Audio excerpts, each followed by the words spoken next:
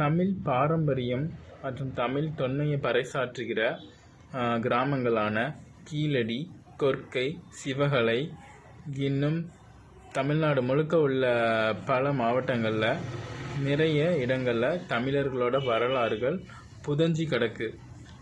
அதை அகழ்வாராய்ச்சி பண்ணி கண்டுபிடிக்கிறதுக்கு லட்சக்கணக்கில் மட்டுமே நிதி ஒதுக்குற இந்த மத்திய அரசாங்கம் டங்ஸ்டன் சுரங்கத்துக்கு மட்டும் கோடிக்கணக்கில் ஏலம் விட்டு சம்பாதிக்க பார்க்குது.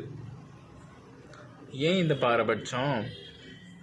அகழ்வாராய்ச்சிக்கு அதிகமாக நிதி ஒதுக்குனா தமிழர்களோட வரலாறு, தமிழர்களோட பெருமை எல்லாம் தெரிஞ்சு உங்களோட வண்டவாளம் தண்டவாளம் ஏறிடும், தமிழர்கள் தான் மூத்த குடி அப்படின்னு தெரிஞ்சிடுங்கிற பயம்தானே, பயமும் பொறாமையும் தானே காரணம் இருக்குது. அப்புறம்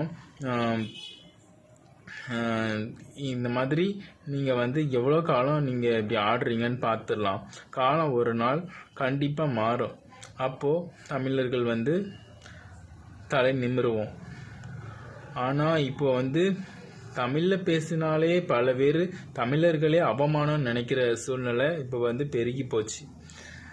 தமிழர்களே, நீங்கள் பிறந்த தமிழ் மண்ணை முதல்ல மதிங்க. தமிழ் தாய்க்கு தான் பிறந்திருக்கீங்க.